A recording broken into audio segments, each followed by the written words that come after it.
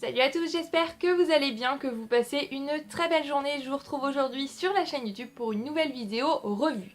Aujourd'hui, je vais vous parler d'un témoignage un petit peu particulier.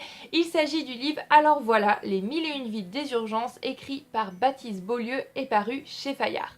Alors si je vous dis que ce témoignage est un petit peu particulier, c'est qu'à l'origine c'est un blog. Baptiste Beaulieu est médecin et lorsqu'il était interne aux urgences, il écrivait un blog qui s'appelait Alors voilà, les 1001 vies des urgences, où il racontait un petit peu des anecdotes, voilà ce qui se passait tout en gardant bien évidemment le secret professionnel, donc ce qui se passait au sein des urgences. Et ensuite il a choisi de reprendre quelques éléments de son blog et d'en ajouter d'autres, je pense, pour faire ce livre là. Alors ce livre, je l'avais vu en magasin et il m'avait tout de suite intrigué, tapé dans l'œil, parce que si vous ne le savez pas déjà, tout ce qui tourne autour du domaine médical, paramédical, que ce soit en livre, en film, en série télé, ben je suis fan. Voilà, c'est des choses qui m'intéressent, c'est des choses qui m'intriguent, c'est des choses vers lesquelles je suis attirée en fait. Et donc, ça n'a pas loupé, j'ai été attirée vers ce livre-là. Et le principe de ce livre, j'ai vraiment beaucoup aimé. C'est un témoignage, comme je le disais, mais c'est raconté vraiment avec beaucoup d'humour.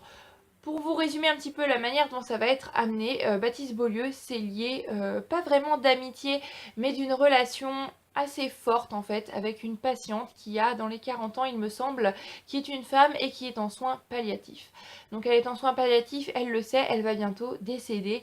Malheureusement son fils est coincé dans un avion et ne peut pas venir, mais voilà, la mort ne va peut-être pas attendre que son fils arrive, et pour Baptiste Beaulieu c'est impensable de laisser cette femme toute seule dans sa chambre attendre le retour de son fils qu'elle ne verra peut-être plus.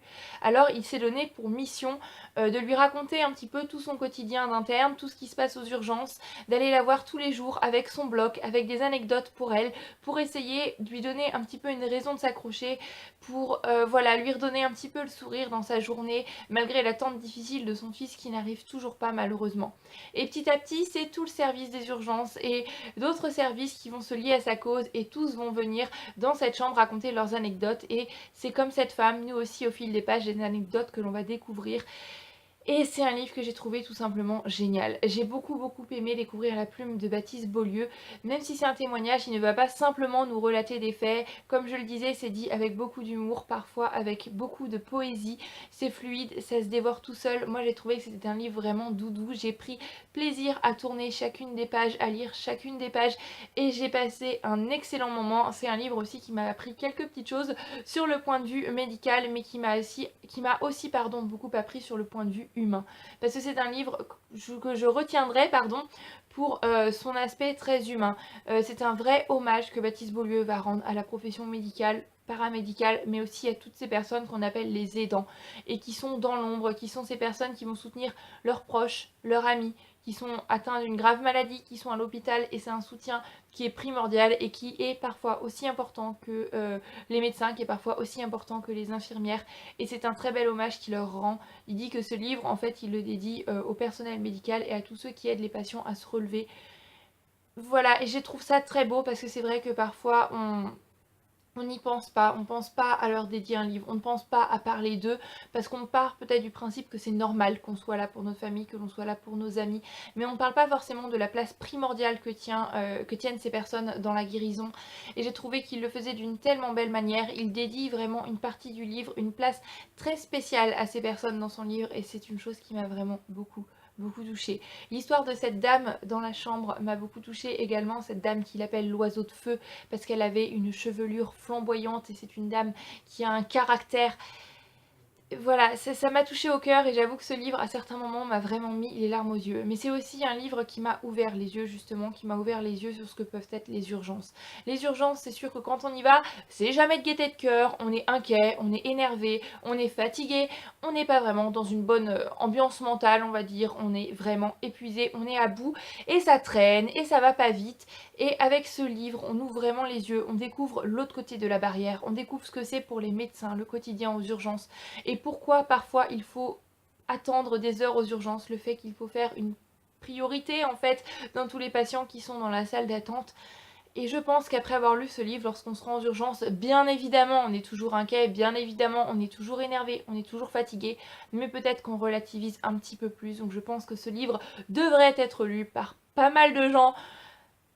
parce qu'il ouvre les yeux vraiment sur ce qu'est la réalité des urgences, sur ce qu'est le quotidien des médecins et ce quotidien auquel on ne pense peut-être pas forcément lorsqu'on est du côté de la barrière des patients. Voilà, on s'en fiche un petit peu de ce qu'ils ressentent, on s'en fiche un petit peu de leur travail, tout ce qu'on veut c'est être pris maintenant, être pris tout de suite.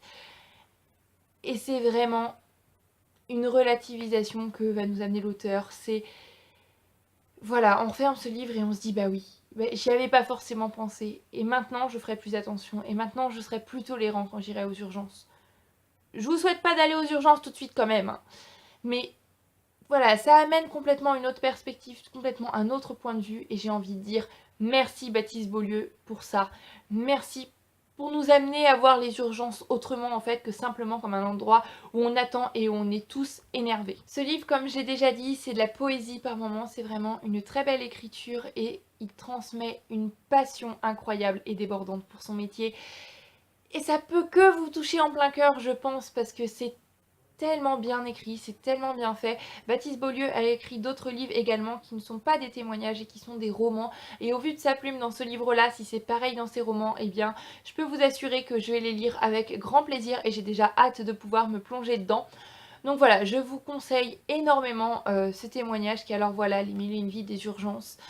C'est génial. Et puis pour ceux qui ont un petit peu peur du milieu hospitalier, des urgences, etc., je pense que ça peut vous amener à voir les choses autrement aussi, parce que comme je le disais, c'est beaucoup d'humour. Il y a des moments où ce livre m'aura fait rire aux éclats, comme il y a d'autres moments où il m'aura mis un petit peu les larmes aux yeux et mon petit cœur se sera serré.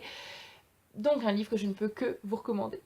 Donc voilà, c'en est terminé pour cette vidéo revue, j'espère qu'elle vous aura plu. En attendant la prochaine vidéo, comme d'habitude, je vous souhaite à tous bien évidemment d'excellentes lectures, je vous fais plein de bisous. Je vous souhaite une très belle journée, nuit, soirée, quel que soit le moment auquel vous regardez cette vidéo. Prenez grand soin de vous, à très bientôt dans une prochaine vidéo, bye bye.